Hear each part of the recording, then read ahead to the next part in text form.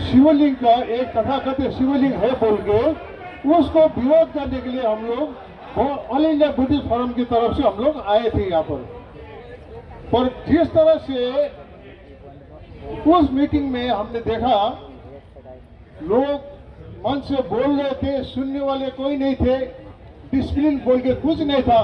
पर जिस तरह आज आप लोगों ने एक अनुशासनबद्ध तरीका से यहाँ पर अपना डिवोशन, अपना आस्था का प्रदर्शन दिया है, वो बहुत ही काबिल तारीफ है। देखिए, महाविहार का मुक्ति ये एक सम्मान का विषय है। सबसे पहले हम लोगों ने ऑल इंडिया बुद्धिस्ट फोरम ने ये बात जब लिया कि महाविहार का मुक्ति होना है, तो हम लोगों ने एक छोटा सा रैली किया बोधगया में। तो रैली से पहले हम लोग सवेरे सवेरे एक उस टाइम पर वो कृषि मंत्री थे, उनसे आशीर्वाद लेने उनका घर गए। तो हम लोगों ने बोला, देखिए सर, हम लोग ये जो रैली कर रहा है अपना स्वाभिमान बचाने के लिए, अपना बोधगया मुक्ति के लिए, और हम लोग का ये अन्याय का जिस तरह से हम लोग हमारे ऊपर जो अन्याय हुआ है इसका प्रतिवाद हम लोग कर रहे हैं और आपका इसका समर्थन देना होगा।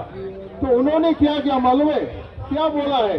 नहीं, ये जो आप लोग जो कर रहे हैं वो ठीक नहीं है, वो ठीक नहीं है, ये काम बंद करो, हम लोग का मुक्ति आंदोलन बंद करो बोला वो। और बोला कि अगर आप लोग बंद नहीं करेंगे तो यहाँ पर सांप्रदायिक तनाव होगा। अगर आप लोग ये आंदोलन बंद नहीं करेंगे हम बोधगया बंद कर देंगे। देखिए, हमारे बीच में ऐसा आदमी है, भगवान बुद्ध ने अपना शिक्षा में सबसे पहले आर्य अष्टांगिक के मार्ग में एक नंबर रखा था सम्यक दृष्टि। जिसका दृष्टिकोण ही गलत है सब कुछ गलत हो रहा है वहां पर। जिसका दृष्टिकोण, सोचने का ढंग, देखने का नजरिया बिल्कुल गलत है, वो सब कुछ गलत होता है। इसी के कारण आज तक हमारे ऊपर में ये अन्याय होती है यार। तो जब वो बोला कि हम बोधगया बंद कर देंगे, मेरा माथा खराब हो गया। तो हमने बोला ठीक है, आप बंद करो, अब बंद करके दिखाओ, 3 महीने बोधगया बंद करके दिखाओ, हम भी देखेंगे। वो जमाना गया, आप लोगों ने अंधकार में इतना अराजकता, इतना अत्याचार बौद्ध के ऊपर किया है, और आज तो सोशल मीडिया का जमाना है। आज आप बोधगया बंद कर दो, कल हम जापान को बता देंगे, कल हम अमेरिका को बता देंगे। उसके बाद आप लोगों का जो एक जिस तरह से हिपोक्रेटिक आप लोगों ने बना कर रखा है यहाँ पर, जिस तरह से आप लोगों ने एक नाटक बना के रखा है, वो सब उजागर होगा। तो जब हमने ये पूरा चुनौती उसको दिया तो वो एकदम चुप हो गए। ये तरह का मानसिकता वाले हमारे बीच में है, इसलिए हम लोग एकदम संगठित होकर आगे बढ़ना है। और ऑल इंडिया बुद्धिस्ट फोरम का मुख्य उद्देश्य ये है कि संघ को संगठित करना है। भारत में बोधगया का पतन क्यों हुआ? ये संघ का टूटने का कारण बोधगया, हर भारत में बौद्ध धर्म का पतन हुआ है। तो अभी हम लोग का मुख्य उद्देश्य ये है कि महाविहार तो मुक्ति होगा ही होगा, ये तो 100% श्योर है वो तो। पर अभी हमारा कार्य है कि भारत को फिर बौद्धमय बनाना है। अभी राज सत्ता वाले सब कुछ भुदक रहे हैं वो लोग। भारत क्या है? विश्व गुरु है, भारत अखंड भारत है, पर उसको मालूम नहीं विश्व गुरु और अखंड भारत किस बदौलत हुआ है, किसके आधार पर हुआ है? वो है बिहार। एक ही राज्य है जिसके बदौलत पर आज भारत को विश्व गुरु का उपाधि मिला है और अखंड भारत का उपाधि भी मिला है। ये क्या हुआ? अखंड भारत किसके लिए हुआ है? सम्राट अशोक, जिसका राज्य विस्तार ईरान तक था। और विश्व गुरु किस लिए मिला? कोई यहाँ पर ये गुरुकुल में पढ़ने के लिए नहीं आते थे। विदेश से गुरुकुल में पढ़ने के लिए कोई नहीं आया।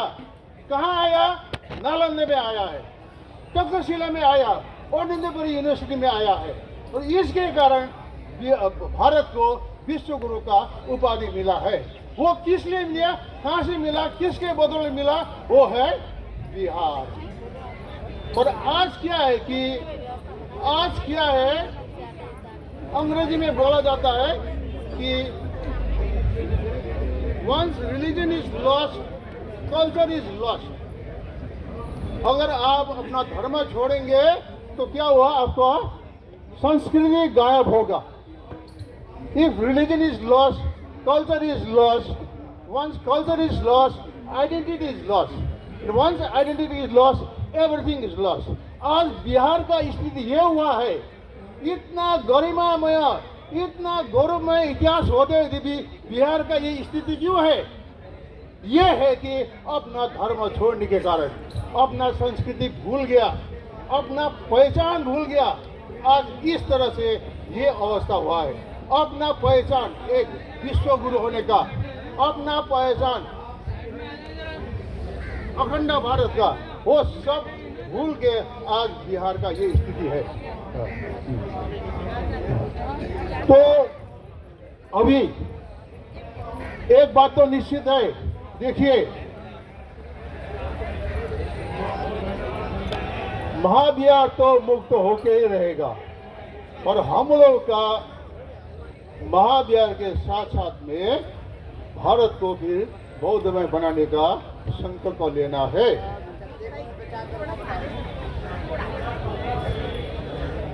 और इसके लिए हम लोग एकदम संगठित होना जरूरी है।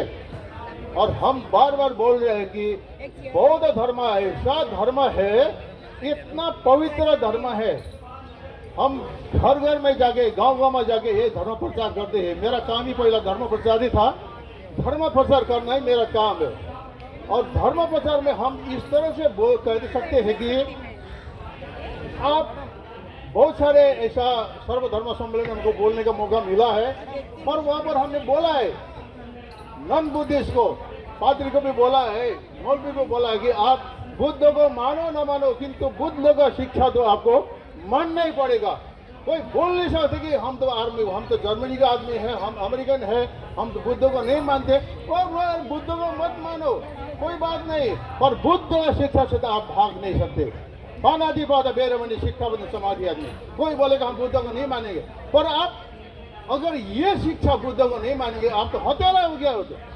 इसीलिए बुद्ध का शिक्षा इतना पवित्र होते हुए भी हम लोग बुद्ध का शिक्षा प्रति अनभिज्ञ ज्ञानता होने के कारण आज बौद्ध धर्म का यह अवस्था है। अभी आप लोग का दायित्व बनता है कि हम लोगों को बौद्ध धर्म को फिर जागृत करना है और पुराना गरिमा में इसको वापस लेके आना है। बस इतना ही बोलते हुए समय नहीं है, और भी बहुत सारे वक्ता है।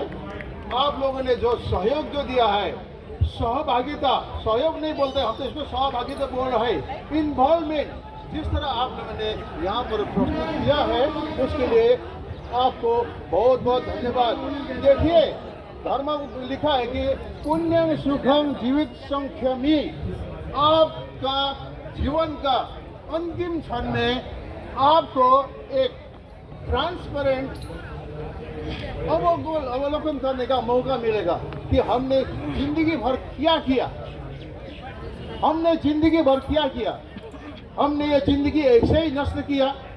तो जब आपको उस टाइम पर द लास्ट मेंटल स्टेट, अपना जीवन का अंतिम क्षण, उस टाइम पर आपको ये कभी पश्चाताप नहीं होना चाहिए कि हमने इतना अच्छा मौका मिला था हमको एक पुण्य अर्जित करने का, पर इसमें हमने अपना मूर्खता, अपना उदासीनता, अपना आलस्य के कारण हमने गवा दिया है। आप लोगों ने जिस तरह से ये आंदोलन में सहभागिता दिखाया है, उसके लिए बहुत बहुत धन्यवाद देते हुए मैं अपना ये वार्ता यही समाप्त करता हूँ। धन्यवाद।